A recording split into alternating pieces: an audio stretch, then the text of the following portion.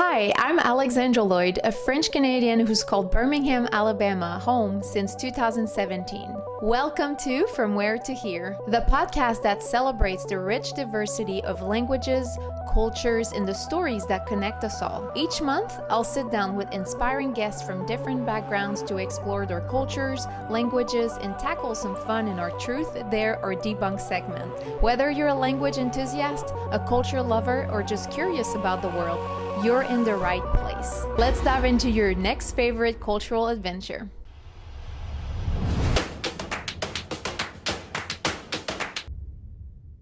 From Where to Here is independently produced by me, Alexandra Lloyd, crafted with curiosity, culture, and a little bit of coffee. I just had the episode with Chris Bertrand, and that was really fun. We had Poutine, so we ate some poutine, that was good.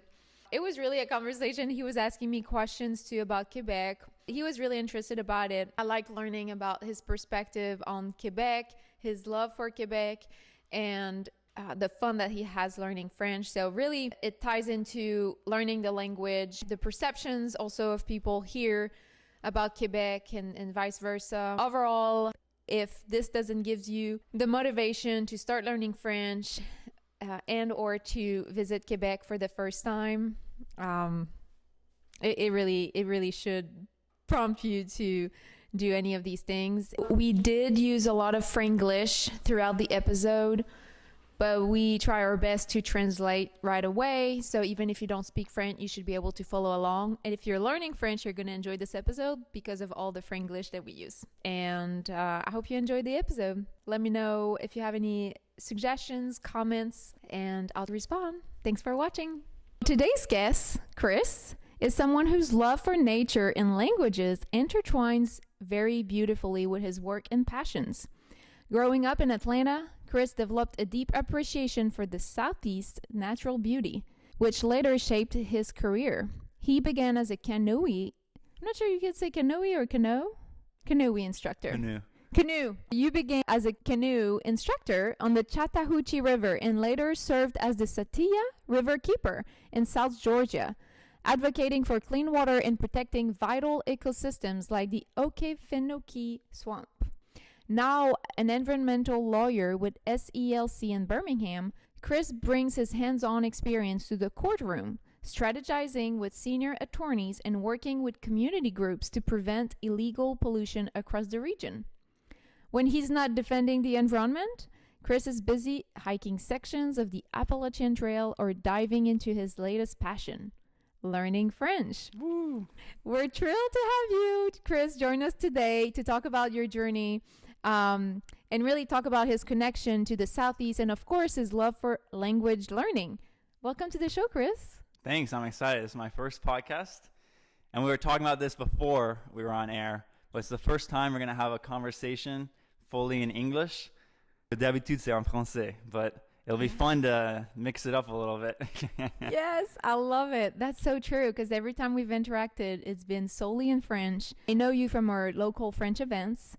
How did you first hear about you guys? This group? I think it was l'Alliance Française. They said there was a group of people who are younger who like to meet up and speak French, and they're like, you should go check it out. And so I just looked it up on Facebook and then just requested admittance. That's awesome. And we're going to talk a little more about it. It's fun listening to someone, like when you know someone in one language and then you hear their voice in another language, it's kind of weird seeing, how things change. Well, it's interesting because I can't really I wouldn't say your accent is French, but I can tell that, English might not be your first language.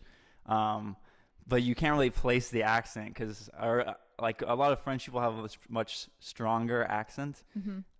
But I haven't spoken to many Québécois people in English, so maybe I don't have as much familiarity with the Québécois English accent because usually I'm just listening to Québécois content in French or speaking with Québécois people en français because when you have the opportunity, it's a good chance. So I don't know. Do you think you have a typical Québécois accent? I think your accent's kind of like neutral, but you can't really place it. It's not like American English yet, mm-hmm. But in a couple of years, it might be like full on American. What do you think? Almost 8 years in that I've been living in the U.S., and I think my accent has evolved. And I think that's what happened with many people. And depending on the other influences around you, it might go one way or another. Like my friends from back home in Canada, they think I have a Southern accent, and then I tell the Southerners here, and they're like, "No, you don't." So it's just interesting, the different perspectives that people have, and I sometimes think that because of my little knowledge in Spanish, and just my wide interest in languages in general, I just pick up on different dialects and sounds, right? So some words will be pronounced in English pretty well or pretty up to the American way, and then other words I struggle a little bit more, or I just say it in a different way, right? And that's okay. I've learned to embrace it, and I think that's the beauty of languages too, and cultures, and when you meet people. But I love asking, like, when people have an accent, like, hey, where are you from? Yeah. Because many people have accents. I think we just don't always realize. Do you think you have an accent? I think in English, well, people who are not from the South will say maybe I have a Southern accent, but I think I have like an American standard accent. But when I'm speaking French, je pense que j'ai un accent anglais, anglophone, plutôt américain, je sais pas. C'est pas assez fort que les autres Américains, mais quand même, je pense que c'est plutôt un accent américain. Qu'est-ce que t'en penses? Encore là, c'est une perception. I think it's a perception, right? But yeah, I can hear your French. Okay, you might not be from France, or you might not be from one of the French-speaking countries or regions, but I don't, I think it's beautiful. At the end of the day, I think it's beautiful. So just be I like proud, how people guess too. If I spend time abroad, people or feel more comfortable asking like, oh, where are you from? Whereas I think in America, sometimes we can think it's rude if someone has an accent to ask like, where are you from? Because it makes them feel like a foreigner, makes them feel not welcome. Where I think it should be more of like, we're asking someone where they're from. It's more of a celebration, like trying to learn more about them and where they originate from, their culture. So like when I'm abroad and I'm speaking French, people ask me, because I obviously have an accent of a foreigner.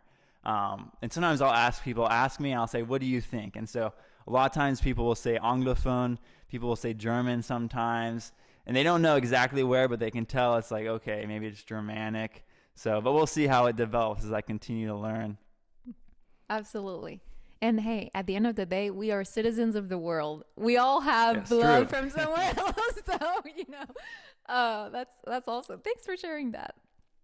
And, every time you have attended those local French events that we've had, I'm just so impressed by your comfort with the language, how confident you are speaking French. And when I was doing French tutoring, helping other French students, that was the thing that I would put the biggest emphasis on, because I think confidence just comes from practicing. It's not something that you're suddenly confident at speaking a language. Like you just have to put yourself out there and practice, and then confidence will naturally come, and then have fun, because what's learning a language without having fun? Yeah.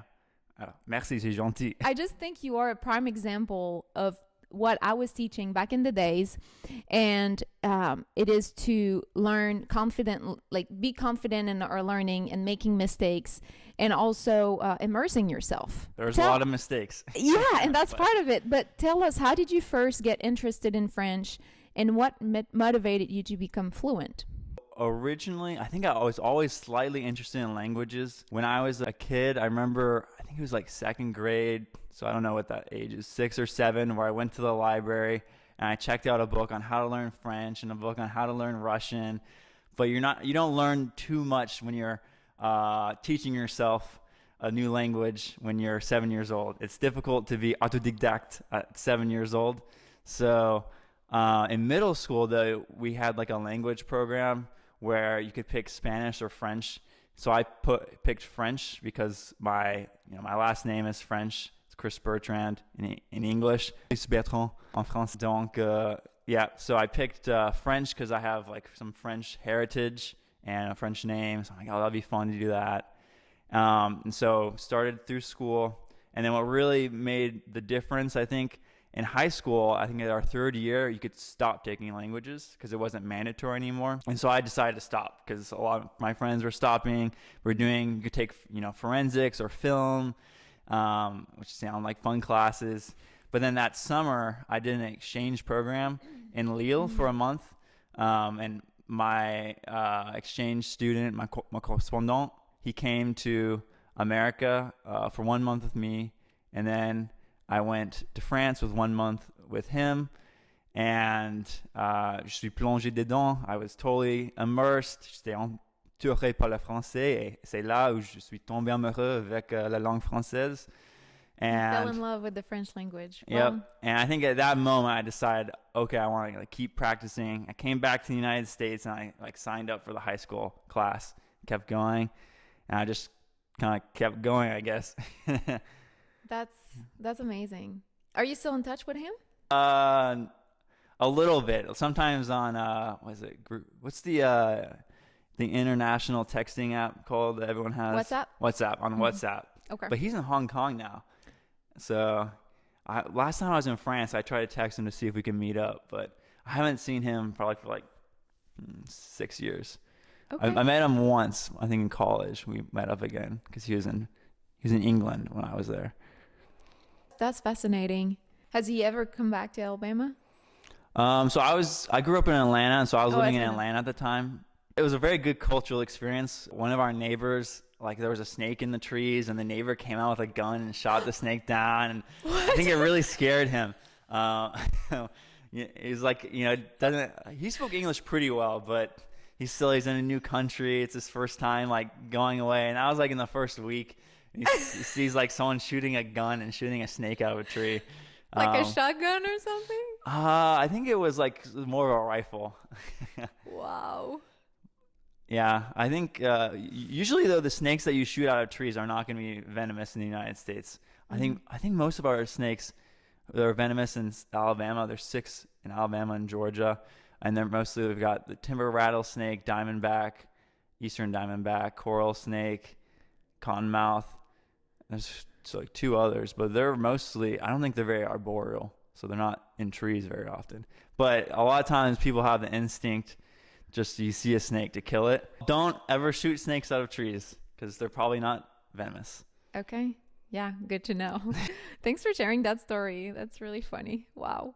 And now that you live in Alabama, how do you keep up with your French? How do you maintain your fluency? By living in the U.S., really? Yeah. So I think, with the groups that we go to, so there's a couple French-speaking groups that you can go in person and meet people and speak French, and so that's really useful, especially just for keeping up motivation. I think there's the motivation to learn the language, and then there's kind of the learning work that you can put in, but you need to have the motivation. When I'm talking with you in French, that gives me the motivation, oh, this is so much fun. I definitely want to, I forgot that word. I want to relearn that word, or X, Y, and Z. But yeah, I mean, you can go to language speaking groups, but now it's easier than ever to learn a language, especially post COVID, because now people are very comfortable on different Skype apps where you can go and speak to people, even if you live somewhere that's not Birmingham and doesn't have resources in a French community here. You can just go meet up with people online and speak with them for an hour in French.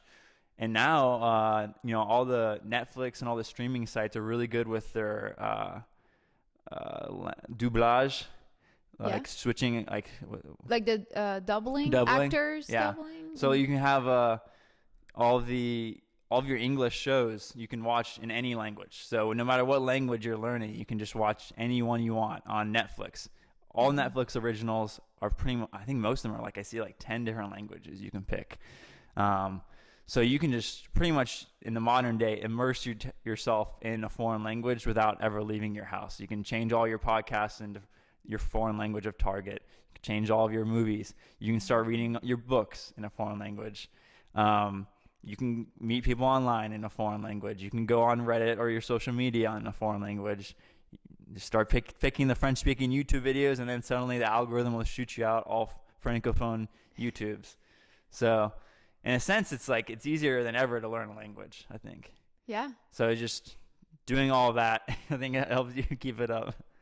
If you had to prioritize like just a handful of ways to learn a language, someone might feel a little overwhelmed by, okay, I know there's all these ways, but like I have so much time in my day, I have kids, I have work, I have whatever it is. What are the things that I should focus on? What has been helpful to you the most maybe, or that you've enjoyed maybe the process the most? Today's episode is brought to you by Birmingham Breadworks. They've been serving up amazing sourdough bread, European-style pastries, pizza, soup, sandwiches, all made from scratch since 2014. Everything they make is fresh. No preservatives, no additives. Just simple, clean ingredients. Their cafe is the perfect cozy spot with natural lighting, warm wooden tones, and art from local students and photographers. It's perfect to grab a coffee or something delicious to eat. Plus, they're big on sustainability as a gold level member of the EAT, Earth Aware team. Stop by Birmingham Breadworks and taste the difference of fresh local food. Yeah, I think it depends on your learning level. And that's the first thing. If you're, let's say, intermediate, then I would focus on trying to get, like, it's just, la plaisir. Just trying to find, what you're passionate about, something that's going to make it be fun for you. And so for me, that was trying to get to the point where I could understand all the content that's out there in French and basically take what I've been doing in English and then being able to listen to things in French. And so I'm not like actually spending any more time in my day. I'm watching that same video I was going to watch, but just in French. But you don't start there. You start, maybe you pick a 30-minute show. Maybe you're picking something that's easier, like Le Bus Magique. Je sais pas si tu connais Le Bus Magique. Le Bus Magique? Le Bus Magique, Magic School Bus en anglais. Oh, Le Bus Magique, oui. Ouais. Quand j'étais jeune, Ouais. when I was young, that's something I once listened to. Ouais. En fait, juste, le doublage dans ça, c'est pas très bon. It's not very well switched to French because it's so old, I think. It's a good type of show that the vocabulary is relatively easy. They're introducing new concepts to children, like scientific concepts, but they're dumbing it down for kids, which dumbs it down for a new language learner. But anyway, pick something like, 15, 20 minutes, put English subtitles on and just watch it and just have fun with it. And then eventually, I don't know, if you're doing that for 6 months or a year, you can eventually, switch to French subtitles. And then maybe some of them taking off subtitles, but just a progression. For me, my motivation was, if I'm speaking to someone like once a week, that's going to give me motivation to like try to learn things outside of that conversation. Because talking to someone's innately fun. At the intermediate level and the beginning level, there's some hurdles to get there first, I think. But once you're having a conversation, like you're connecting, you're having fun, you might be getting a drink at a bar, and that, like, just doing things that are fun, I would say. I love that. I love what you said. So really about what am I interested in? And then finding some type of video, maybe no more than 30 minutes, and watching that piece of content, whether was it on YouTube? The Magic Bus? Is it a show that's on YouTube? Le Bus Magique is on YouTube, mais il n'y a pas de sous-titres, there's no subtitles. And as I said, the translation isn't as good because I think it's really old and like the voice actors aren't as clear. So that might not be the one you recommend, but like content like that. Yeah. I'm trying to think what I mean, a different one. Really, a lot of things that are like avec they're doubled. I need to figure out what that word is in English. Like they do the voice changing too, the voice. So conversion. It's a different actor doubling. Is it just doubling? I don't know. You want to check it out? Yeah. Look it up. Hold on. I'll use my app, Doublage. What app do you use? Google Translate. Oh, nice. Okay, Doublage. Dubbing. Dubbing, yeah, that's it. Dubbing, yep. Dubbing. So it's a different actor filling in for the actor that speak a different language. But just and voice. Now it's everything. But just voice. Yeah, just voice. Which is good because they usually, if you're watching a show that's in French and it's produced in France or in Quebec, it's going to be harder to understand because the rhythm of speaking might be a little faster. They're going to throw in more slang. But if they're dubbing the language, they kind of just take the exact English and switch into French, and it's usually a little bit easier to understand, at least in my experience. So starting out with something that's dubbed, like just your favorite TV show on Netflix, something that you watch all the time, that you already kind of know what's going on.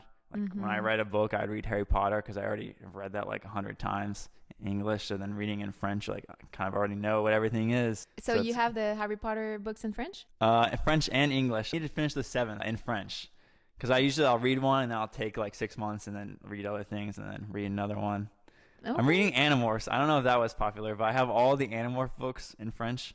Oh, dang. No, I didn't get into that. I think I know what you're... It's like the ones where the kids are changing into animals on the covers, and it's like almost a little graphic. They're like transforming into like flies and horses. That would be a good suggestion maybe for someone like more intervention. Actually, that is a great suggestion for like lower intermediate, like Animorphs. The translation is pretty easy into French. At a certain level, you can read anything in French and it'll be amusing. But then I guess maybe once you get to a higher level, like if you're reading a bunch of children's content, it's not as exciting anymore. You got to raise the bar a little bit. Yeah. It sounds like that's what you've been able to do too. After getting good at something, you go and try a different format or different show and find like what's still interesting to you, but also challenges you. Yeah. Like right now I'm trying to find a lot of content where there's multiple people speaking at the same time and using a lot of slang, or if there's like poor listening, like I can't hear them very well, just trying to like keep pushing. Like whenever we go to Frenchies, it's great because we're usually in a loud bar. There's multiple speakers. Most of the people there are expats. So, they're using slang and speaking with natural cadence. So it's like, it's a great spot to be like pushing comprehension. I love that for you. I love that. That's awesome. I wanted to ask, was there a specific moment or experience in your life that made you fall in love with Quebec and its culture? Oh yeah, there's a lot of like kind of questions that open through this question. Yeah. But I would say in the beginning, in schools in America, you don't really learn anything about Quebec. And I don't think that's a good thing. It's kind of weird almost. It's like if you're in France, you're going to learn about England and the UK when you're learning English in English class. But in America, you don't really learn anything about Canada, and specifically Quebec. But yeah, because I don't think, and sorry to interrupt, I don't think I mentioned at the very beginning that you have a just natural inclination into the Quebec culture. And I'm like, ooh, that makes me very happy that you do. But then it's always interesting to hear, well, what is your desire to learn more about this culture, or like you wanting to learn more about our slang, or like our culture, balado. The Quebec culture, like what do you find interesting about it? So keep going. I'm sorry. Yeah, so if you start from like there's nothing, you don't learn anything, which I think is a whole discussion in itself. But then when I started learning French, kind of I guess just going on YouTube and all that stuff, and you start with like, okay, the French people's impressions of Quebec. And you might, like, maybe that's a good conversation for you. I'd love to hear what you think the French people's impressions of Quebec. But the only thing I know is like they like making fun of your accent, which sucks because it's a beautiful accent. I'm sure it's kind of like how the UK, they make fun of our American accent. Mm-hmm. So we're kind of in the same boat already. We're starting off, us North Americans getting made fun of from those Europeans. But so that's your first impression, or at least my first impression. I think a lot of Americans like, oh, who are learning French, okay. All these French people are saying they have funny accents.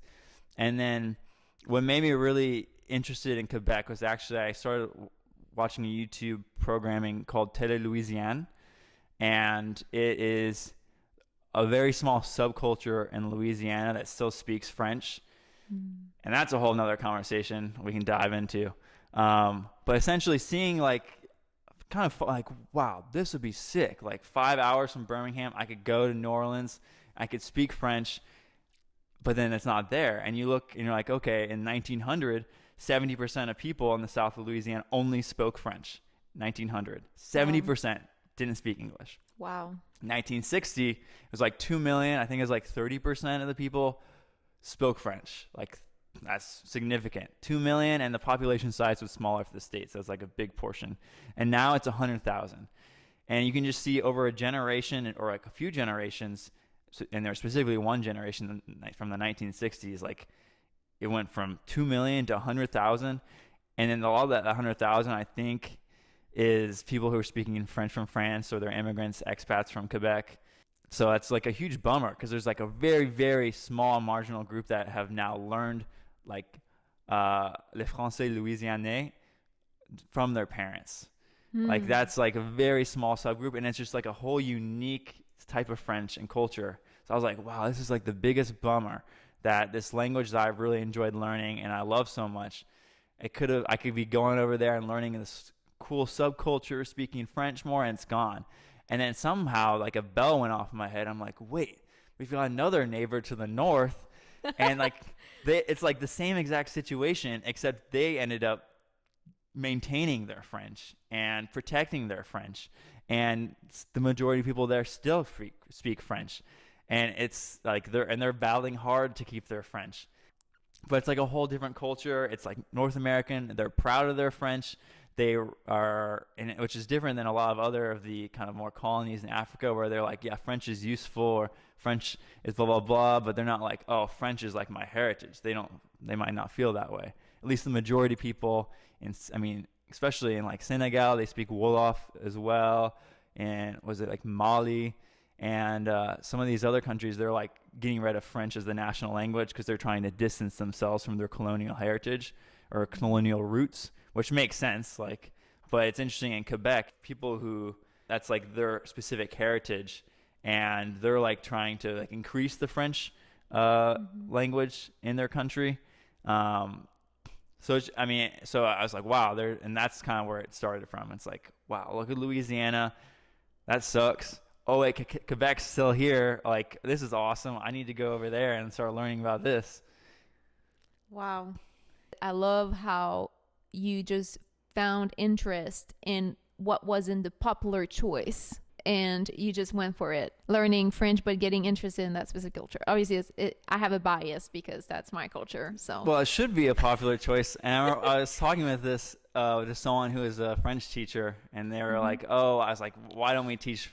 Why don't we have a focus on Québécois culture? Why aren't we using the Québécois accent? Do you think we should?" They're like, no, I think we should do French from France. But it's just weird because it's like, it's geographically, it's so much closer. Québécois and Americans are much more similar to each other. I think. We maybe you have a better understanding. No, I totally agree. I mean, in the sense that I think it varies. Than French to Americans. But I mean, we get a lot of influences from America, but then our roots is from France. And I think we can get in that topic, but when I think of food, we love our cheeses too, but maybe as much as the French from France. I mean, I don't know. Theirs is way cheaper. Their wine is way cheaper and is as good, if not better, right? Because they use quality ingredients. Like the laws there are not the same as in America. So do you guys not have quality ingredients like us? So well. No, but I think the quality of ingredients, the laws as a whole for the countries are not as regulated in North America. But even in America, like here where we are, compared to Canada. Like Canada has better laws when it comes to food. Yeah. And then Europe is totally different. And not even just food, but in other category of products such as makeup, hair products, skincare. That's just one example of how you might, let's say, take example in terms of that when it comes to our European cousins or, heritage, if you will. But it just happens to be like this, which at the same time, if I think music, we do get influenced by the American culture musically a lot, probably more than in Europe. I don't know if it's something you've seen, but I think, I know Montreal is pretty good with public transportation and better than the United States, but I think in general, like Canada, Quebec, United States, we're very car-centric, whereas there's a little less of that. I think Montreal is probably one of the better cities in the United States for that, is be my guess. You might have a better understanding. Other than, we've got our New York outlier, but that is the outlier. But I think the rest of Quebec is mostly car-centric. Come like America, whereas in Europe, like even the small French cities will have public transportation that's pretty good, very more walkable, definitely. More walkable. And I haven't been living in Montreal area in almost 8 years now, so I'm probably disconnected a little bit in terms of how efficient the transportation is. But you're right, like in Montreal, It's really more walkable. You can use the bus, the metro station, which is underground, right? Or you call it subway maybe in English. Is that how you call it when it's underground? Mm-hmm. The subway? Okay. We say metro, but... You can say metro too, okay. I think in English, and people understand what you're saying. Okay. There has been some times where it wasn't as good, but I think there's a lot of funds that have been put towards public transportation, right? And a lot of people go to work in public transportation every day, kind of like New York, right? And I think more lines have been created too in the recent years that I haven't been there. But yeah, you're right, car centric. I mean, here, I think that was a shock, like coming here and just being like, ooh, I need a car, and I need my car everywhere. Like just even to go, I don't know, grocery. Yeah. So have you been Well, you to guys Quebec? also live in the suburbs too. So Yeah. I live like in the downtown area, so at least I can like bike to work and stuff. Okay. So Okay. Is it something you do? yeah, I mean, I had surgery on my hand recently, so I had to stop. But before, like the past year, for the first year I was here, I was walking to work, and then we moved a little farther, so I started biking to work. But I mean, that's an outlier example, because like most people in Birmingham don't bike, don't walk, don't use. We only have bus systems, and they don't cover a lot of the city either. And then once you come out farther out here, there ain't anything out here to walk to. Yeah. We were talking about Quebec. Have you had a chance to go? No. What are you I'm playing? a poser. I'm talking about. I think that's why I've tried a preference. I think it's like this. Please expand. No, I was gonna go. So the last time I went to a francophone country, it was like 2 summers ago. Between my 2 jobs, I took a month, and I wanted to go to Quebec, and I was looking at the prices between going to Quebec, and I ended up going to Bordeaux and staying with a French family there. And I looked at the prices. I'm like, wow, it's so much cheaper in Europe. But I was wrong. Do you know why? Because I was being dumb, and I was comparing Canadian dollar, which I know nothing of. And now I just learned literally this month about that, wow, the European euro is so much stronger that, it might actually have been cheaper, even though it said, I don't know, let's just say it was $20 versus $12 to, Quebec versus France. But actually that might have been the same, and it actually might have been cheaper to go to Quebec because the power of the euro is so much stronger. It's like, I think it's like Canadian dollar, and then the American dollar is a little stronger, and then euro is stronger. So that's like what pushed me. I'm like, oh, I'm going to spend a lot more money if I go to Quebec. I'm like, well, I'll just go back to France. So but my next time I'm going to do a month for sure. I think I might go to Quebec City, which always confuses me, saying between like je vais au Québec or je vais à Québec. J'imagine c'est la différence, mais it's very like saying, they say just Quebec in French for the province, et also for the city. So it's like a little confusing. But you got it. When you say je vais au Québec, is referencing to au Québec, like the province of Quebec, which province equal the state. Americans find this funny. Yeah. We call it's a big state. It's like a lot of landmass. Province de Québec. And then if you say je vais à Québec, it often would reference to je vais dans la ville, in the city of Quebec. So Quebec City. It's easier in English because we say Quebec City. So, because I haven't heard that yet. Do you say la ville de Québec, or do you just say le Québec if you reference à Québec? À Québec. La ville de Québec. Yeah, you don't say le Québec. You say à Québec. Just. I guess depends what the sentence is, j'aime but bien le Québec ou la ville de Québec. On s'en va dans la ville de Québec. Like we're going in the city of so Quebec, or in Quebec City. Yeah, I would say the ville. The city. Yeah. Well, okay. But I might go there because so I think next trip. Yeah. I want to take at least a month though, because I like really diving in, approfondir dans la culture, just diving in there. I feel like a month's like a really good amount of time to. It's not too long, but I think if you go for like a week, and then if you stay with a host family, then you're really gonna get it, because you'll have all your meals with that family, so you're really having these conversations. Like every day. Tell us more about that, about host family. So you said you did that in Bordeaux in France, and then you would like to do that in Quebec if you go as well. How do you get connected If Yeah. anyone else is interested in doing something similar, like You should do it. That's also like, I think that's a really great motivation. I mean, that's what made me fall in love with French is host family when I in high school going to Lille for a month. And that's like what kind of pushed me to learn the language. So I think like that's like one of the best things you can do to like pump that motivation to keep you learning. But in France, it's a little easier, at least. So there's always the school program. So that's going to be the easiest. If you're in school age, I'm not anymore. But if you're school age, school program, nice and easy. A lot of American universities, you can go abroad, Quebec, France, and it's going to be cheaper than your American university because things are so dang expensive here school-wise. So you're going to be saving money doing that. So you should do it just to save money.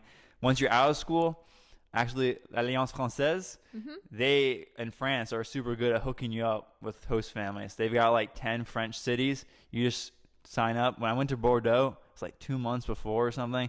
Just emailed them like, I want a host family. Let's do a month. The condition is you take classes with them too. Okay. But it's really reasonably priced. I can't remember. My month might have been €900 or €800, something like $900. And then, so that's all your lodging, which is already less expensive than like what you might pay for an apartment in the United States. But then you also get, your breakfast and your dinner paid for. And you get like basically free French immersion with the family. So it's like a really great deal you can do. And then Quebec, I've been looking just like there's like 2 programs. They don't have as many. So do you know the programs? I don't know. Or we can include them in the show notes. We can look it up. I don't know, like I've never done them, so I can't like say if they're good or bad. And so usually they'd help you find a family, and then you take classes with them, whether it's part-time classes. If you want to do other stuff, I think you could even do like once a week, or you can do full-time where you're doing like 9 to 1 or something like that. 9 to 2 is what they consider full-time. Okay, so you got the good immersion in the United States, though. Yeah. You're very immersed in this host family. Yeah, I didn't need a host family. Do you know if you can go like let's say because you have a family, I mean you have your wife too. I don't know if she would come with you to do that immersion. Like, do families accept couples? I know, I've been trying to get that because now I'm recently married, so I was thinking about if I do another one, if I can get her to come. And so I've been emailing about that. Yeah, I'm in the email chain right now, and they haven't told me whether yes or no. So I don't know. I imagine they probably would, because I don't know if you have to pay like double the price or whatnot. But she's also like doesn't speak French, and so she'd have to really want to go. Mm-hmm. So I mean, we also were long distance for 7 years before we got. Was it 7 years? No, it was 6 years long distance, and then we were in the same city for a year before we got married. So we're pretty comfortable if like I wanted to go do a month, because this is kind of my passion. Like she'd be like, go do it, have fun. And I'm going to come visit you at the tail end, and we'll spend a week in the city doing things together. So that might be what happens. Okay. I don't know if she's like, also if you have someone who doesn't speak any French and then you're having to accommodate, I mean, it could be good for translating. That's a good challenge, but it might be a little harder.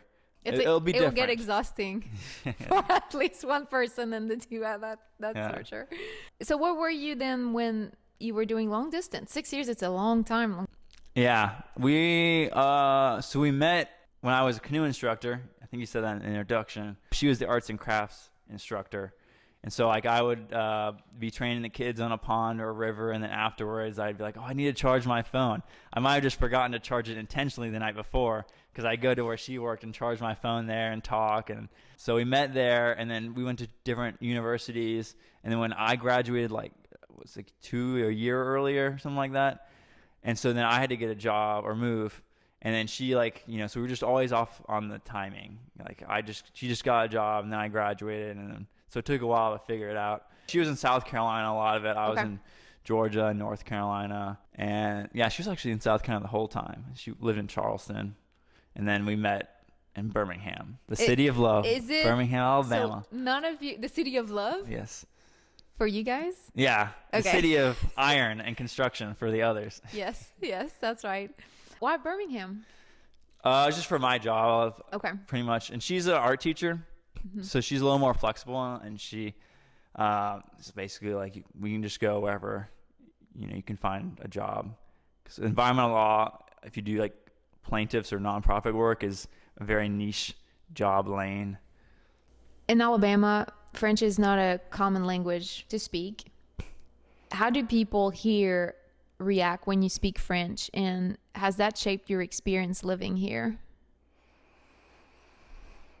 I guess when I'm speaking in French, it might be with like the Frenchies, or there's like a French speaking group that used to exist at my work. I think people are like, just kind of confused, and they're like, oh, okay, I guess you speak French.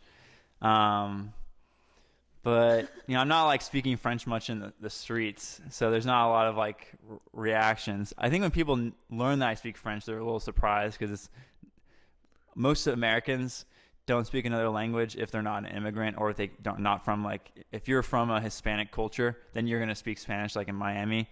But if a lot of Americans with European ancestry don't speak another language, at least that's what I've found.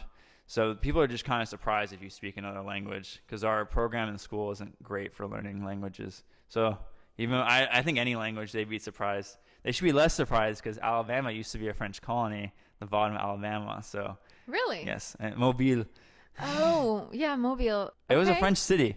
So that's where Mardi Gras was created, in Mobile. Yeah, they do celebrate Mardi Gras. Well, at least the American version of Mardi Gras, like before New Orleans, it was Mobile. Really? Mm-hmm. Huh, I didn't know that. You talked about your ancestors and, learning in school. Do you have any of your French ancestors, that you've connected during their time, or like through your parents maybe? I don't know. Any direct or indirect connection that you've made in your... Mm-hmm. We always grew up thinking that we were like bona fide very French because of our name. Mm-hmm. And we learned recently, like my grandpa's cousin did some history research into it, and like hired a historian, or went on Ancestry.com, I think both of those, and figured out that it was my great-great-grandfather, so he was born in like 1860. He was actually French-Swiss, and he changed his name when he came over to the United States. He told the family that he was French, and I don't really know why he said that. And he told everyone that he was from Alsace, like the region Alsace-Lorraine, and that he was conscripted into the Prussian army, because that area was ruled by Prussia. And then he said that he told his family that he assaulted an officer and then fled, and then decided he needed to change he didn't tell him he changed his name, but he went to America. And so that's like the official story, is that Alsace fled after some sort of violence, went to America. And he met his wife from Ireland on the boat. But then it gets really fuzzy. I mean, he was Francophone. He actually had, like, in the papers, you see he owned a restaurant, and some of his employees, they were all Québecois. So like he was Francophone, but it turned out that his last name was Locker, which has a Germanic origin, and he was born in Zurich. But his brother lived, from what I'm trying to piece it all together, lived in Bern. So I guess he was Franco-Swiss. We don't really know what happened. He did something. He changed his name. I don't know if he's being honest or lying. He also was a rough and tough guy. He is a big alcoholic. He died at 50 from alcoholism. Mm-hmm. He, very strangely, ended up marrying a very fervent Catholic woman, but he hated, at least the family stories, he hated Catholicism. And his wife would sneak the kids down a ladder to go to church.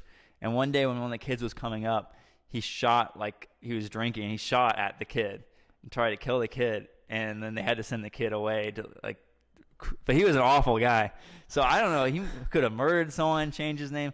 But anyway, so that's like the family lore. And I did the DNA testing recently on my grandma and grandfather. And he's got, it just says either French, Belgium, French-Swiss, that region, Alsace region, Belgium is like all the same DNA. So that doesn't really answer the question. Probably French-Swiss. And I did on my grandmother, and apparently she has Quebecois ancestry. No way. Which I just learned like 2 weeks ago. I'm like, oh, what? That's dope. That's awesome. Yeah, and then also French, because as you probably, it's like you have French heritage, like French to Quebec and then Quebec to wherever. Mm-hmm. So now I've got more motivation to learn more about Quebec. Yeah. Because I have some ancestry. But no, they're way back. So they're all dead, unfortunately. So no direct lines to Francophones. I'm the only Francophone in the family, or wannabe Francophone. So. Uh-huh. No, that's really cool. Do you have siblings? Mm-hmm. One of them speaks Spanish pretty well because he plays baseball. He's like a minor league baseball player. And in his program, they speak a lot of Spanish. He had a roommate who only spoke Spanish, so he speaks Spanish pretty well. And the other one, he actually is an athlete too. He plays professional football, and he speaks a little bit of French. But he has like just the classic middle school, high school French, where you never, at that level, you get like, I don't know, maybe A2 and Delf. You don't really get to a point where if you're not continuing to learn, you're going to forget all that. So you don't like surpass that, whatever that barrier is, to where at a certain level of language, you're not going to forget it. So no, that's why Americans don't speak languages, because we never reach that point. And we never, I guess a lot of us, some of us do, but a lot of them, the majority, don't get motivated enough to keep learning a language after school. And so they just lose everything. And yeah, it sucks. Yeah, that's unfortunate. Could you tell, for those who might not be as familiar, and even myself, you mentioned the DLF, and then there's the letters, right, that they use for grading you. Can you tell us what that means for you as someone who learns a second language? Yeah, so it's like the European kind of grading scale. Yeah. I think there's some, I'm sure there's definitely some in Quebec. They don't think they use Delf and Delf. And then the US has a type, but it goes like A1 is beginner, and then C2 is supposed to be native level competence. And yeah, so it's A1, A2, and then by B1, you should be having conversations like of day-to-day things. By B2, you should be able to have conversations about pretty much everything. And then I guess C1 is supposed to be even better than that. And then C2 is like near native competence. So that's just a way to grade it. And you can look it up like online and see the exact, like, oh, at this level, you can talk about the weather. At this level, you can talk about international politics. Did you go through that grading? No, my goal is I wanted to get to C2. It's kind of arbitrary. I mean, the most important thing is just being able to communicate with people. Absolutely. So like the grading doesn't really matter. But like when I studied abroad in France, in Montpellier, in college, and so they had the grading system. Yeah. And I think most of us were like B1 beginner, B2 maybe that'd be generous for. But so it's kind of like, if you know that system, I feel like America high school spits you out at like A2 maybe. And then college, you can get spit out at B1, B2, depending how good you are. But if you want to then get even better, you just got to go learn by yourself, I guess. What do you think of taking a little break? I know you need some water. I can give you some. I drink a lot of water. Gotta stay hydrated. Are you hungry? I can definitely eat. Okay. Première poutine. I mean, this is the food, like the Quebec dish, right? Well, Le plat principal. No. I'm going to speak Le plat dominant. There you go. We have a poutine, which is traditional food in Quebec, yes. Now, if people think we eat that breakfast, lunch, and dinner, it is not true. It's only lunch and dinner. No. It's only lunch and dinner. Well, this is something you would eat mostly after midnight, after a long night. It's the Waffle House of Quebec. Yeah, that's it. That's a great way to put it. The South. I mean, I think if I go to Quebec, I would eat it at lunch without drinking alcohol at all, and just because I haven't had it in a while, right? So it's good also at lunch. Like, people will eat that with a hot dog or some other type of fast food. It's considered fast food, but then it's such a meal that is widely cooked in many restaurants that there's fancier restaurant that would make elevated version of the poutine. Like this. That's traditional. This is elevated. This is traditional. You made the fries. People don't make a lot of fries, I feel like. They buy like frozen? Yeah, that's common. Yeah, these are homemade. That's quality, so. The cheese, I found some at Winn-Dixie, cheese curds. This one. You didn't milk the cow and then. No. And the sauce, gracieuseté de mon amie Jessica, who sent me the goodies from Saint-Hubert, which is a popular restaurant in Quebec. And she sent me the packets.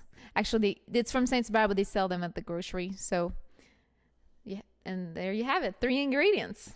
So I want to hear your first impressions. Cheese and a fry at the same time. Yes. That's the best we can do here. That's good. I feel like it would go good with a beer. Mm-hmm. Totally. No, I like it. This is great. Wow. My first poutine. I remember when I first heard about poutine, I don't know, like, I guess we can, en français, on peut dire des gros mots sur le balado parce que c'est à le même son que putain. Alors, je l'associais. Poutine, putain. C'est le féminin de putain.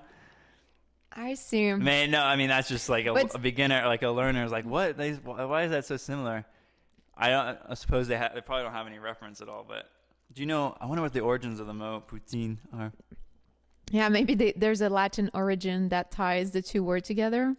The bad word putain, which is not commonly used in Quebec. It's more in France, even though in France there's different variations. So I don't know if all the French from France speakers like would use that word necessarily as a bad word, as their preferred bad word. But in Quebec, that's not a word that we use. But I could see how similar it sounds than the word poutine, or with the word poutine. Yeah, and like Vladimir Putin. No, how do we pronounce his name? Yeah. Putin, wait. Vladimir Putin. Putin? Well, in French, we would say Poutine with his last name, even though it's spelled differently. So good.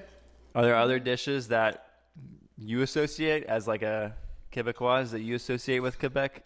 Yes, totally. I think for me, since it's a little different than the majority of Québécois and Québécois. Like, I don't eat red meat, but the majority of people do. Another, I think, typical dish. It's healthy for you. Well, I mean, to each its own, but red meat, I think it's better for the environment. It's better for the environment, and I mean, you don't digest red meat as well as other type of food, and you can get your protein in many other ways. Like cheese. I guess so, yeah.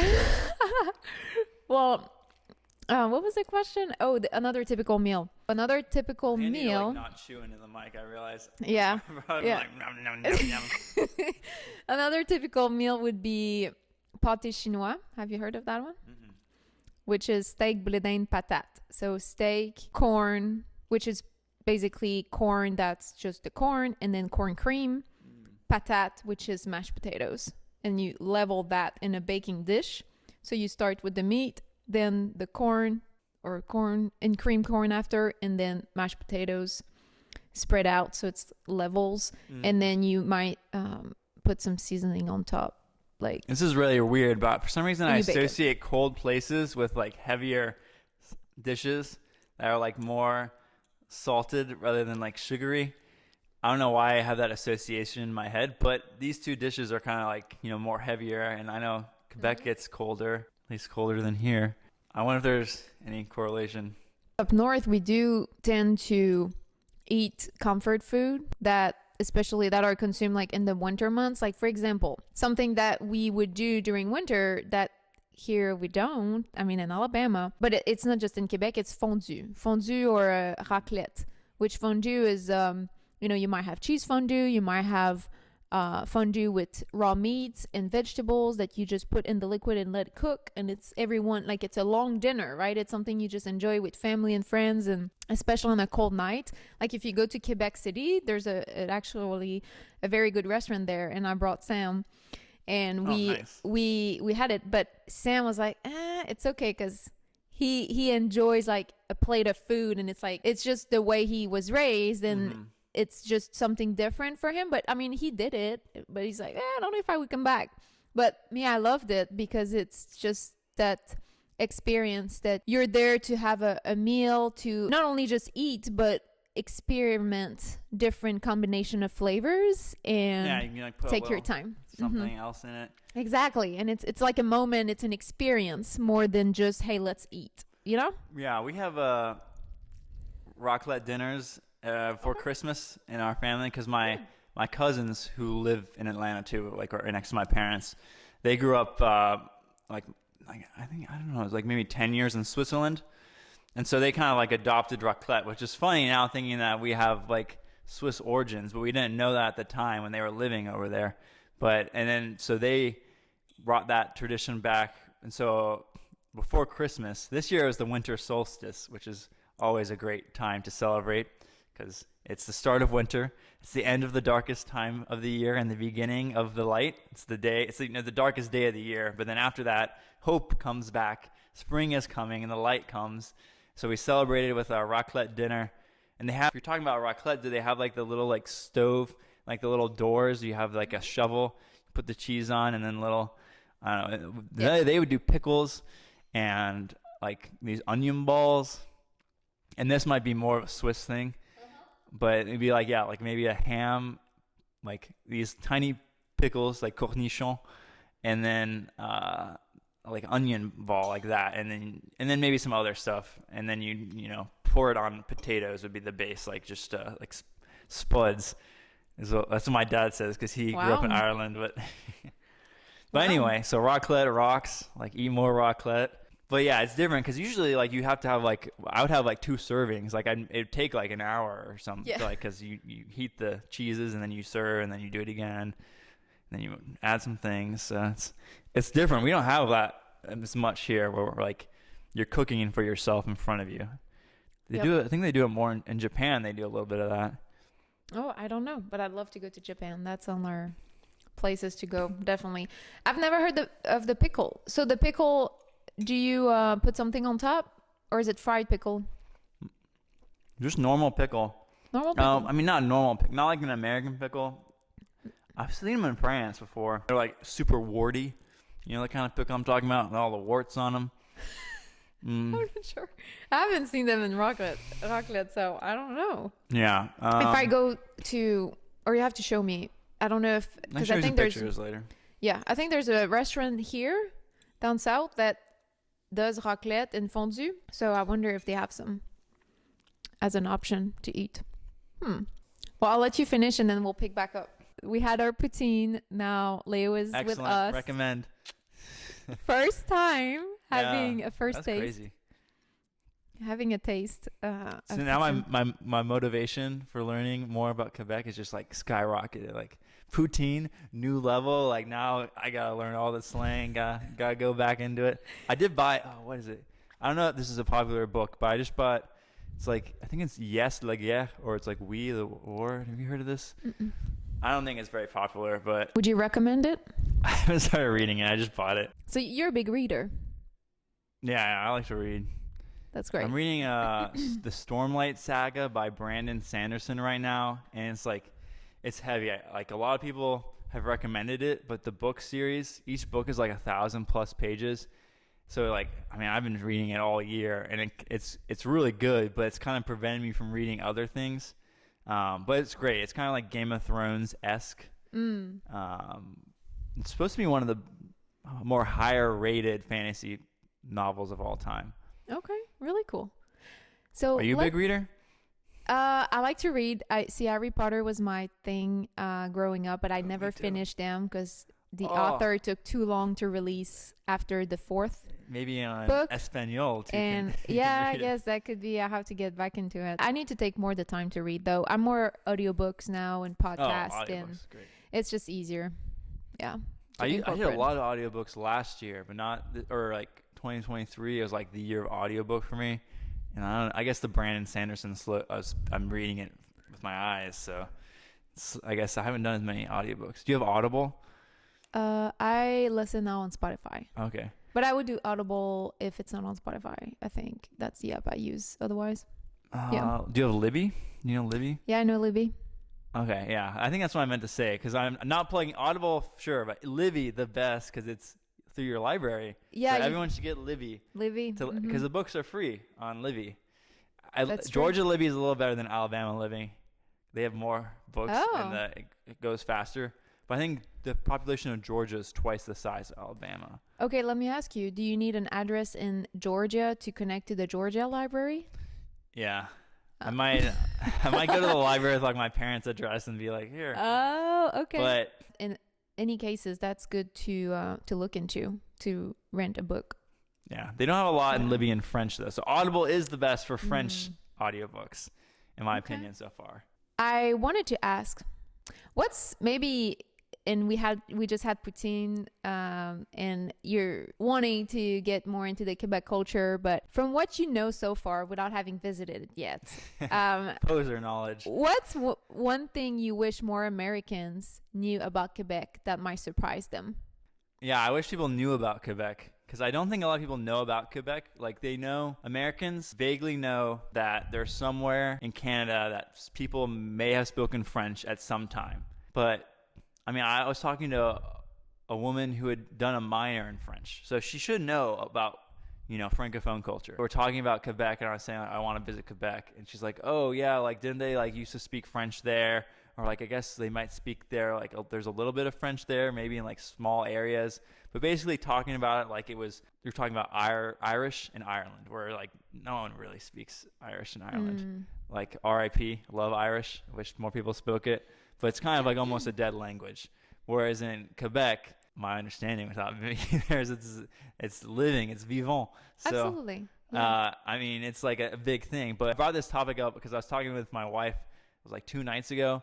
I was telling her this story, and she's like, yeah, I was actually just hanging out with someone. How there was this person who minored in French, and she didn't even know that they spoke French in Quebec still. She thought it was kind of like a thing of the past, kind of like in Louisiana. Wow. People were like, oh yeah, they spoke French in Louisiana. And that is, sadly, a thing of the past. Hopefully they get a little renaissance on Louisiana, and we get more French there, but it's unfortunately kind of past. But in Quebec, yeah, she met this other woman at a neighborhood party she was at, and that woman was living in Montreal, and she was like, yeah, the French influence in Montreal is not that big. Like, it's mostly French in, like, the corners of Quebec. And I'm just like, that is insane that someone could live in Montreal. And I guess it's just when she probably has an Anglophone circle of friends. And when she goes out, like, people probably know, I mean, she speaks English, so people just always initiate the conversation. I don't know if they do the bonjour, hi, or whatever, but go only in English, so they just do it in English. And so someone could be living in Montreal and thinking that it's, I don't know, the French influence isn't as strong. But I know, like, all the signs and things are in French, so I don't know what they're talking about, but I think there's truth in both. And again, I haven't, lived for 8 years there, so obviously I might be missing some things, but we have a law, La Loi 101, the Law 101, that protects the language, the French language, and that helps, quote unquote, probably to establish, like, you mentioned the sign. I'm not sure it's tied to that specific law, but you should have your sign in French, or there's some guidelines around that, where I think it needs to be in French, or both. When you welcome people, let's say in your restaurant, it should be both in French and English, and you should be able to serve them in the preferred language of their choice. So that's something that we do, because French is an official language in Quebec, in the province of Quebec. So let's say, I don't know the last time you visited, but you lived there 8 years ago. When you're going around Montreal and you're Québécois, what % of the time are people having conversations with you in English? Let's say you're going out to eat, you're with friends, you're going to a movie, whatever, you're doing your thing. What % of that is in French? What % is in English for you? For me, as a citizen, as someone living there, 100% French. Yeah, because so I grew up my whole life in French. Yeah. But I think as an Anglophone, you can get around in the city of Montreal easy in English. Now, when you go to more rural parts, that's when you're going to be confronted to people that only speak French, and you're going to have to speak French, or you're going to be served in French or broken English. That's the reality. But you can get around, and then as part of my work, I worked in the hospitality industry, events and restaurants and all that. Because of that, I did speak English, depending on which job. Sometimes I was working in parts of the city that were more Anglophone, or my customers were English speakers, so I had to speak in English. But me getting out in the world, like going grocery or seeing my friends or doing activities, always French. Isn't it insane that like you're living in the same city, and your day-to-day is 100% in French, and you probably maybe hear English a little bit, I don't know, but maybe you're like totally ignorant of, I mean, you know that there's tons of English going on, but maybe you could just live your day-to-day and not even know that the English is going on, or someone else is living their day-to-day in the same city, maybe going to the similar places, and they're just 100% English, to where they have this conception that there's not that much French going on in Montreal, when in reality, I looked this up, I think it's like 70% of the people in the city of Montreal, their first language is French. And 50% of people, this was 2021, only speak French. And maybe that's just, they're secluded in certain parts. But like someone could go around and have the conception that, Montreal, mostly English, go on the outskirts, that's where the French happens. And this is like hearsay, this is secondhand I'm getting this from, but that is insane. Where, I mean, I guess there's a high level of bilingualism. Yes. And that's a strength. But then it's also like, it's interesting because like if you have so much bilingualism, then someone who's a tourist might not understand the true influence of the native language in that culture. I don't know, that's an interesting point. And you're gonna have to go visit and see. I'm very interested because I'm stubborn when I go to Francophone country. I'll only speak in French, even if they respond to me in English, and then they eventually just switch to French. But I'm really interested to see in Montreal, compare that to Quebec City, like where I get, if I'm getting responses in English or whatnot. It's kind of like in France, whereas in Paris, it depends. If I'm by myself, it'll be French, but if I'm with another English speaker, they'll usually address us in English starting because we're talking English with each other. Yeah. But it'd be interesting to see how that works in Quebec. When I go back and visit and go to restaurants in Quebec with my husband, who is American and speak English, I always ask, I will communicate in French because I don't want to lose my French. It's very important to me. I don't want to lose it. And also, I'm in my hood, or I'm where I'm from, so like I want to make an effort, and I think it's important. To your point, you were talking earlier, preserving the language. Even though I'm with him, when I talk to the server or the waitress, the waiter, it's going to be in French most of the time, and he might talk in English because that's the luxury of having a bilingual province. The service is given in both languages, and there's menus too. Menu in French or in English. A lot of Quebecois I've met are like this is like a positive way to say it, but like defensive about their language. But like I think it's a positive defense. Like they, it's the last bastion, c'est le dernier bastion de la langue française au Amérique du Nord. Donc it's in the last place in North America that has real like a French culture. And I met, they're very protective of their language. They care a lot about their language. Like how do you as Quebecois feel about that? And do you feel like have a strong sense of language preservation? Or are you more like, that's what my grandparents used to say? Where are a lot of young people? They don't care. They're cool. They're like bilingual is the best. They're like, preserve the French. Vive le Québec libre. That might be one side of the spectrum. Where are we at in your perspective? For me personally, since I moved to the US, I have had a bigger calling to showcase and be proud of who I am as a French speaker, as a Québécois, French Canadian. And if I speak English, I often say I'm French Canadian. I think it's just easier to communicate so people understand right away. Because when you say Québécois, or if you say, I'll use other words, I'm from Quebec, they're like, not, they don't know where not everyone. So I think it's just... Do a lot? Like what's in Alabama? I couldn't tell you like in Alabama specifically, but just like even traveling internationally, just like, hey, I'm French Canadian. Like I feel like, hey, it communicates that I speak French, and it communicates that I'm from Canada. That's good enough. But then, like you said, there's not that many places in Canada that, Quebec is the only province that has French as the official language. So then it kind of narrows it down, and if people know about their geography, then they can narrow it down to Quebec. So I think it's just been deeper. I feel more connected to my roots than I've ever been before. That's cool. I feel like when I've been abroad, I feel more like an American. Whereas I'm American, I guess you're the fish in the water and you don't really feel American. But when you go abroad, everyone's like, oh, that's the American. What do Americans do? Americans are like this, blah, blah, blah. And it makes you, it made me more proud of being American. I'm now like more proud of I enjoy the American accent. I was just standard American accent. Most Americans are like, we don't have accents. Well, yes, you do. You have an American accent, and you just don't realize it. But I think going abroad, it's like you're more proud of your roots. And there's a lot of people in America. There's like kind of a divide politically where some people on the left aren't really proud to be Americans, and people on the right are. But I think if you leave America, you kind of get more appreciation for your country, and you feel more connected to your roots, and you really love your country more. Like the things, and you realize there's faults. America's got a lot of problems. But you also, I don't know, I feel like you like it more. And then if you take the thought experiment farther, once we get to another planet, then we're like, if we meet an alien civilization, then we're like, we're Earthlings. Like, we are all Earthlings. They're like, we're North Americans. So like, hey, you're Québécois, I'm American, we're North Americans. Like, that's why we need to learn more Québécois in French classes. Yeah, we're all interconnected. No matter, at the end of the day, we're so connected. And I think it's easy to get lost in that when we just pay attention to the differences. Mm-hmm.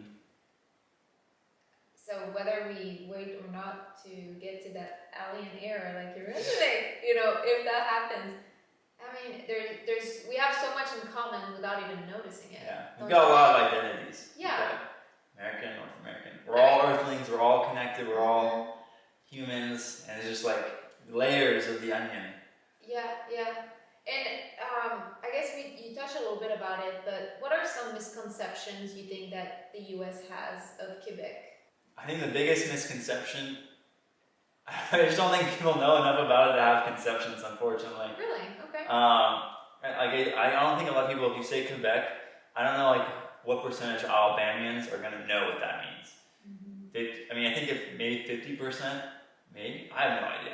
But that'd be good. We should take the podcast to the streets and do one of those interviews.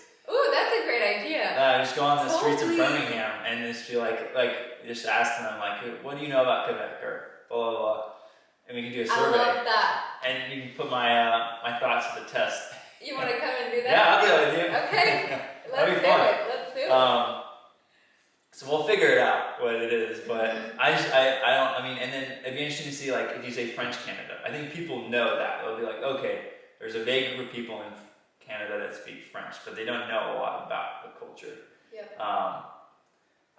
And as I said, even people who have studied French in the university system might not realize that people still speak French in Canada, which I think most of them do. I think that's like a minority that doesn't realize that, but I think it's just insane that American French education, we would not be learning about Canada. I think it's crazy. In Quebec, that's our neighbor. I think that's at least 50%. We should be learning about France and Quebec. I mean, I'm sure they're doing that in France. I'm sure they're not just learning about America. They're learning also about England in their English classes. Totally. And I'm sure you're doing that in your English classes in Quebec. Probably learning about American culture and not just English culture. Yeah. I wanted to ask you, how does being bilingual influence your personal identity? Do you feel a stronger connection to one language over the other? Mm-hmm. Well, first of all, I definitely feel a stronger connection to English, because that's my native language. I think it'd be strange if I felt a stronger connection to my target language, unless maybe if I lived somewhere for maybe 10, 20 years, maybe that would change. So it's definitely, English is where I feel the strongest connection. I'm most at home. But in a weird way, I'm not very, we talked about kind of being protectionist of a language. I'm not French I feel very defensive to, and I feel very loyal to. I'm we need to get more French speakers. We gotta blah, blah, blah. I want to teach my kids French. Whereas they don't they need to know English, and they're gonna learn English. But English, I think is just, it's almost, the water of the fish, where the fish is in, it's the background, it's the international language. So I don't feel very defensive of English. I feel everyone speaks English mostly, and people who don't speak English often will try to learn it. It's kind of the international language. So I don't feel as defensive and wow, English, we need to make sure people are learning English. Whereas French, I don't know. I just feel very like loyal to the French language, and I don't know if it's French teaching programs that brainwash me to feel that way, or if it's just because in comparison to English, the dominance of French has been diminishing in comparison. All in all, there's more French speakers now than ever before, but percentage of the world, it's losing track to English by a long mark. I don't know where those feelings originated, but it's almost like a nationalistic. Like I feel like I'm more nationalistic in my French self than I am with my English self. I'm not very nationalistic at all. Yeah, that's interesting. What do you think, if anything, can be done to help preserve the language, or like get more people to actually speak the language? You mentioned kids, but you don't have kids at the moment, do you? Okay, but so if you plan to have kids, that's something that you would do? You would make it a concentrated effort to teach your kids French? Yeah, definitely. Well, I have to brainstorm with you on the strategy. I don't know. I might do mostly French when my wife's not there, but when my wife's there, it's going to be 100% English. But I know there's couples, I think the best way is probably just only French, even when wife is there. But I mean, English is my native language, so there's things that I can express better in English. There's stories about my past, obviously, and I'm much better at expressing myself in English. And you'd be interesting because I think maybe your English is getting closer. I don't know where you are. Like, is your French still like this and your English like this, or are they kind of leveling out at your point? Yeah, such a great question. Okay, well, I think it had reached a point where I was comfortable to express my emotions in my second language, so English, because at first it was very difficult speaking out of emotions, which would happen if, let's say, I would be very angry or very sad in a particular situation. So these are the moments, like let's say if I walk on the street and I hit my toe really hard, I'm gonna get mad. I might get sad if it's bleeding, let's say. Yeah. Well, the words you're gonna hear that come out of my mouth would be in French, still up to this day, right? And they're gonna be bad words. But then if I want to express how I feel, and if I have that strong emotion, now I can express it both in French and English. But I think before, or if it's an intimate conversation that I have with a friend, my spouse, a family member, to say it in the words that I want to use, that are connected to me in that moment, it will be French. But now I have more ease in doing it in English. If that makes sense. Yeah. It takes time though, because there's some areas that, like to your point, you might not be as comfortable. We were talking offline before about the vegetables. You said you were not as comfortable to use the vocabulary of vegetables in French until you get immersed in the context of a conversation that bring that vocabulary in. Is going to be more challenging, I think. So there's some conversations I'm just going to have to do. I would do in English because there's like a story of my childhood that would be better expressed in English. And when we're using it in one language or the other, there's ways you can express things better. But like, let's take, if I'm talking about language learning, like I was having trouble thinking of the word dubbing in English because I only hear that in French, and we were talking about that. So like, there's some conversations you might be more accustomed to in French. What are you going to do if you have, let's say you have kids, are you going to do full on French 100% of the time? You're going to do a little mixture when the husband's around? Are you not thought about it yet? That would be something to see. But if we decided we want to have kids, hypothetical, that would be definitely. I mean, I think it's important. At least it is for me. So yeah, I would definitely be speaking just in French. That would be the intent. But I think we will have to put a lot of intent as a couple to be like, this is how it's going to work. One tip that I really would take on is to have dedicated moments in different languages. So as an example, understanding that bedtime happens with mommy, let's say, and we read stories in French. But it's time, there's an association that with mom, it's these types of book in that language, or bath time, it's with daddy, and then we have maybe stories during bath time that happen there in English. Bath time English, bedtime French. I mean, or whatever it is in French. figure it out. You know, before, or like the commute to go to school or whatever the case might be. But I think having dedicated moments, it's like, because the brain associates with context. Yeah. You know, like anything that can help ease the brain to make the connections more naturally. Yeah, I think now, I mean, as I said earlier, it's the best time to learn a language. It's the best time for anyone to learn a language, including kids. And I think what I'm going to do, if I have kids and they're young, is I'm going to try to do 100% of the TV in French until they can understand that not all TV is in French. And then if they express a wish to watch something in English, then yeah, you can watch something in English. But I'm going to have, there'll be probably restrictions on how much TV you can watch in a day, because you don't want your kids to watch 5 hours of TV a day. But I'll have like an incentive system. Okay, you can watch, let's just say hypothetically, if you want to watch an hour in English, you can. But if you prefer to watch in French, then you get an hour and a half.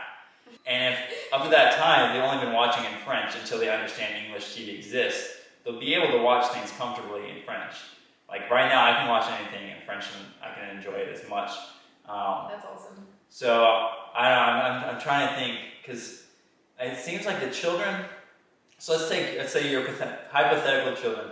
If you don't teach them French, they're gonna grow up and they're gonna be upset. They'll be like, "I wish my mom taught me French." Later, yeah. Probably. Let's say when let's say our age, they're like, "I wish I had learned French. That sucks. Like that would have been cool to connect to my roots. I'm really disappointed." When you teach, let's say you teach them French as a kid, and then they're gonna be like, if you're not in the target language country, it seems like most of the kids are like, I don't like doing this. Why I have to learn French? Especially when they go to school. And when they're kids, all they know is because you want to blend in. Yeah. And so, and then they kind of like complain about it. But then I think those kids, like I met a family, half American, half German. The kids learned German. Dad only spoke German. And they're my age. And like, yeah, like as a kid, I didn't want to learn German. I didn't want to go to Saturday school in German. But now I really appreciate that I have it. So it's like a double-edged sword. If you're the kids, I feel like most of the kids are not going to be like super psyched to have to learn another language. Maybe it's not the case. But then if you don't teach them it, then they're going to be upset with you if they don't learn it. So you can't win. You should just teach them the foreign language. But yeah, I think that's true. Yeah, I've seen that too, playing this way. What advice would you give to someone, American or not, learning French, who's interested in Quebec culture? Any tips? I think it's kind of like the same. A lot of people who, like Louisiana, who want to learn Louisiana French, it's like, first just French. Like make sure, it doesn't matter. It's easy enough actually now you can focus on French Canada and just watch YouTube and tailor your language learning to that. But like if you're, a lot of people with French Canadian origins want to learn specifically Québecois. Like I met a guy in when I used to live in Georgia in the French table, he just wanted to learn Québecois. But if you just learn French, you're already going like, I don't know, 90% of the way there. And then you can add on some expressions, accent mimicry. But yeah, just focusing on learning the language and then finding YouTube channels or videos or books in that specific dialect that you want to focus on. I think it'd be a good idea. And then just obviously doing, if you go abroad, going there. And what about if a word is mentioned in it's a different word. If a word is different in Quebecois versus French from France, or like even Spanish, you have the same deal where some words are different for a particular thing. How would you go about that? You think you should just learn it from the widely spoken French word and then learn the dialect for it? No. Or not the dialect, but the specific, or how would you No, like French Canada is like, the culture is big enough where I think you can kind of focus mostly and just do that and just learn chat instead of voiture, and things like that. Balado instead of podcasts. Like there's, chat's kind of like the basic example. Yeah, and I think chat, honestly, I don't even say chat in French. I think it depends. So there's different levels. But that's the stereotype, like the French people. Yeah, it is. I think we're very stereotyped. Oh, je m'en vais dans mon char. I'm going to my car, sure, but I might say mon auto. Like yeah, well, also I think which also means my car. Yeah, but then I also have voiture. So voiture, auto, char. But like the linguistic variety you got there. Like, so we learn have Canadian French. Like you can express cars so many ways. So many ways. But I'm upset that a lot of the Canadian French slang, like you type it into a word reference or a translator and it won't give you. Like, okay, so we talk about shop, or there's a more common word, but some of the other slang, I was watching a video last night, I can't remember, it was like something that was like the same thing as truc or chose, it was like gamo, something like, I gotta look it up, but it was this one slang word, and all the slang words they were using, I typed it in, and it wouldn't give me the translation, which was annoying. But Google Translate just opened a French-Canadian portion like a month ago or 2 months ago. And so things are moving in the right direction for that. But yeah, I guess it would be a little harder. But in a sense, not really, because you can go on italki, find yourself a Canadian French tutor. You can watch, and Netflix has a lot, you can switch it to French-Canadian. I mean, you can watch Simpsons in French or in French-Canadian. So like, just if you want to focus on one versus the other, just take that route. Sometimes the translators, I don't know if they've gotten there yet, some of the word references. DeepL is a popular translating app. It's not there. See, as I said, Google Translate's making some progress. I didn't know about the Google Translate, that they just had that. Yeah, let's see if we can look it up. I don't know if they'll have some good expressions. Oh, I wonder, look, we got French Canada to French. So try something. So there's something like that where, so they have this here. Okay, here we go. J'aime mes chaussures. Français du métropole et J'aime mes souliers. les Québécois. Okay, I love my shoes. Nice.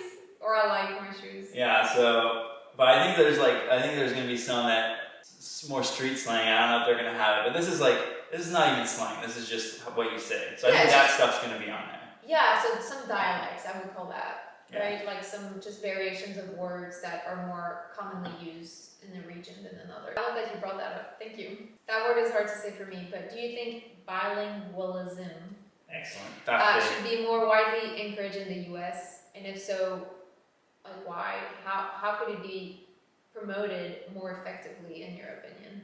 So first question, definitely, I think so. I think like learning a language is like one of the most complex and rewarding things that human can do, because languages is literally how we perceive the world. It's how we, encadrer toutes les choses dans nos vies. It's like how we frame. It's our point of reference. And so by like adding another perspective, another frame, like gives us a really interesting input into culture, society, another culture, another society that we might never get. And just like another way of thinking of the world, like seeing the world through a slightly different lens. And then of course there's all the mental benefits. So you get Alzheimer's less, or something that's better for you, like all these different things. And it's also just really fun. But how to encourage it, I think that's hard, because like you only get the best schools in middle school and high school, you might get 3 hours per week in your foreign language, and that's not enough. What they do now, I think, is they really focus on like trying to get them to learn as much as possible, focusing mostly on the book and grammar. Whereas it'd be more beneficial, and this is just my theory, if we focus on trying to instill the love of language learning into kids, show them how fun it is, get them some pen pals, or you're talking on Skype with somebody, whatever we have to do to try to instill them in the love of learning a language, not just in the classroom. Because you're never going to learn a language if you take it 3 hours a week for 4 years and then you stop. You'll learn how to order food and whatnot, and then you're going to forget that in the next 4 years when you're not speaking. Our language learning is a failure in the United States, and probably in a lot of other countries too. So I think if you can instill with them the love of learning a language and trying to get them to this can be fun outside, to where you can get even 10% of people to keep learning that language, now that would be a huge success. But if you have, in Louisiana, they have the French Immersion programs, where they're doing 50% in French, 50% English. And then they have a lot of that in Canada too. You're gonna learn the language. So if you have that luxury, which most schools in America will not, they'll have 1.5 hours a week of Spanish or French. Then, but if you have half your day in French or Spanish, you're gonna learn the language if you can do K through 12. You didn't get to do that, because yes, in America, the 50%, but yeah. I guess the exchange, that's another benefit that you shared. That you got. Yeah, that's 100% with the exchange correspondent. My study abroad friend was Tade when he was here, English when we were there, French. These are great ways. I love what you brought about, having fun, because then it's going to follow you for a longer amount of time than if you're just learning it as, oh, this is something I have to do, right? Grammar, 3 hours a day or whatever the case. I think that's fun. Yeah, right. it's good to learn the grammar, but like, for example, with me, I like focus after school. I was pretty much just me doing italki, like just talking with someone in a bar, and then watching TV and like fun stuff. And so like my ability to express myself and understand French really, it really got better. And then, but then my writing, my grammar just stuck with what my level was from school. And so now I'm starting to work on my writing and my grammar, which aren't as fun to work on, but like once you already have a solid base in like your expression and your comprehension, then you can switch over back to that. Because it's important to know grammar too, but it's not fun. Like do what's fun, and then throw in some chores every once in a while. You want to, but as a motivation to do more of what's fun. Be able to express yourself and do the fun things better. Absolutely. I love that. Now, let's do some truth, dare, or debunk. Woo! We'll play a few rounds. For each round, you'll either choose a truth, where you share a surprising cultural fact about your culture, a dare, where you can teach us a phrase in your native language, or a debunk, where you clarify a common stereotype about your culture. So about Alabama, or about Georgia, or about the US. Would you like to start with a truth, dare, or debunk? Truth, dare, or debunk? I guess we can start with dare. Dare? Okay. Can you share either a phrase in English that everyone should know? Yeah, so I was trying to brainstorm what to tell my wife the other day. And so she's like, you should say play it by ear, because I say that all the time. But I think most of our listeners are probably Anglophones, so they're going to probably know what that means. I used to think it meant play it by ear, but it's play it by ear. But anyway, it just means we're going to take it one step at a time, we're going to see what happens, and we're going to reassess the situation. It's just a good thing when you don't want to say no to someone right after, say, we're going to play it by ear. Yes, but... But Anglophones are going to know that, so something they might not know, which is a fun one. At my wedding, so Emma's grew up a lot in Alabama, and was born in Mobile, and her dad also grew up in the Mobile area in Folly Beach. I was born in California, outside of LA, and my mom's side's from there. At our wedding, he was introducing everyone, and he had a speech, and he's like, well, we've got a lot of people from LA here, and we've got people out there in California, but you might not know this about me, and this is him speaking. I'm also from LA, and Emma's from LA. And they're like, what, LA? And he's like, yes, LA, Lower Alabama. And he said it better than I would, but essentially, I think it's a fun thing that people from Lower Alabama will say that they're from LA. It's kind of like an inside joke. And so her grandmother always would say that, because when people think LA, they think Los Angeles, California. But oh, tell me about it. So it is hilarious that you're mentioning this. I learned that particular reference to Lower Alabama in the past 2 months. Oh, that wow. was right? Yeah, because I went to an event. I was a networking event, and this guy was like, "Oh yeah, I'm from LA," or just talking about LA, and I was like, "Wow." Sorry, everyone, but I said, "Oh, LA. What makes you love Alabama so much?" Not that you can't love LA and California and in Alabama, but I don't think there's a lot of people from California that just end up coming to Alabama, right? Just like that. I think you might be in minority, and that might be just me making an assumption too. That was my reaction in the moment, and we just laughed about it. So you telling me that, I think that's a great reference. So he was from Lower Alabama? Yeah, That's from Lower funny he Alabama. introduced himself from LA, so... Well, it was more of a conversation. Yeah. But saying funny. that he was, exactly. The expression. Yeah, saying from LA. Oh, actually, maybe we should do debunks, because this is kind of, you already started a debunk. Alright, the debunk. So what's a big stereotype? There's a lot of stereotypes about Alabama specifically. So I grew up in Atlanta and Georgia. Thinking about Alabama, I mean, everyone kind of, how do I say this without cursing? Everyone gives a lot of, they're tough on Alabama. Like, people just, talking bad about Alabama. In the United States, we're like the bucket of bad talking, the bucket of poop that everyone likes to just throw everywhere is Alabama, which is unfortunate because it's not really the case. But I mean, if I was in New York telling people I was from Alabama, how do you like living there? Like, Alabama, that must be pretty tough. And it's just, there's a lot of negative stereotypes And we can get into what those are and how some of them are true and some of them aren't true. Yeah, I'd love to hear you on that. But also bringing it to Quebec, I mean, I think that some of the French might have negative stereotypes. I'm not 100% sure what they are. Maybe we need a French person on the podcast to help knit those down. But like, I know the one is like, I think the accent's funny. So I think there's a lot of perception that French have on Quebec.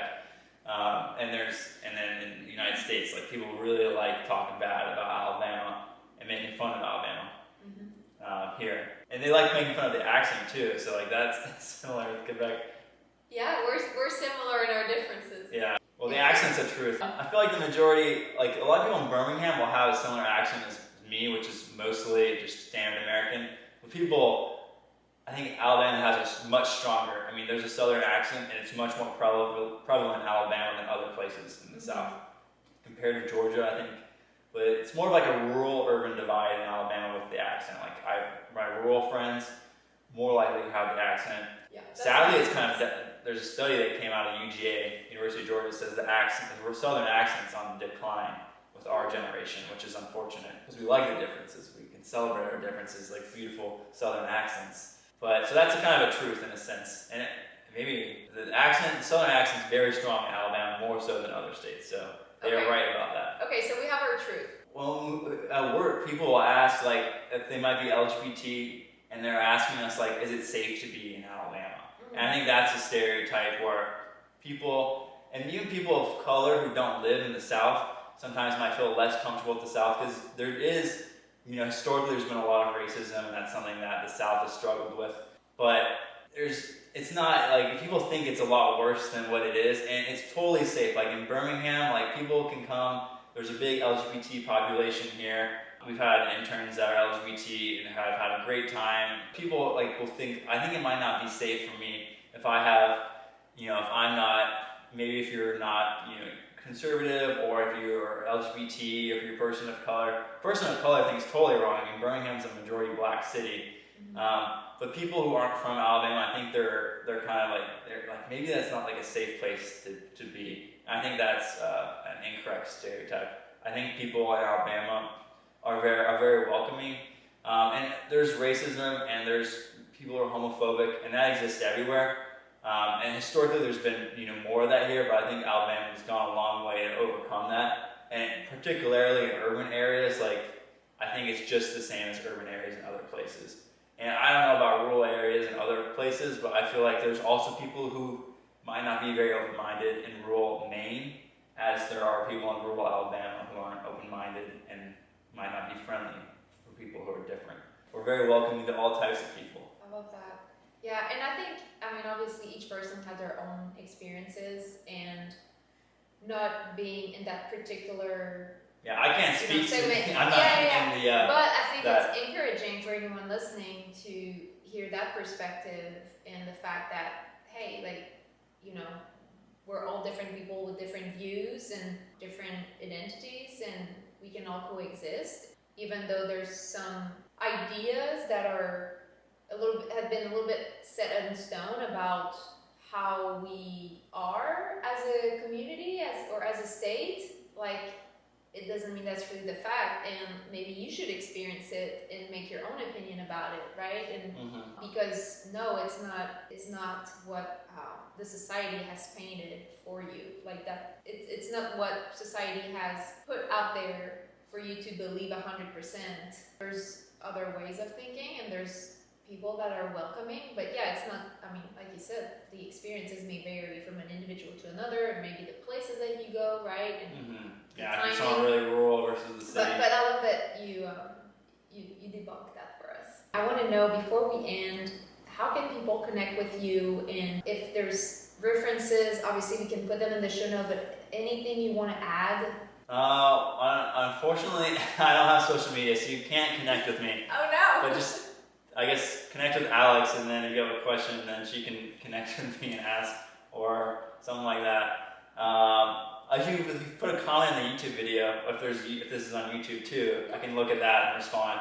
And then other things, if you're just motivated and you just do a little bit of language learning every day, even if some people really like different apps, like even just doing your Duolingo, I think is better than doing nothing.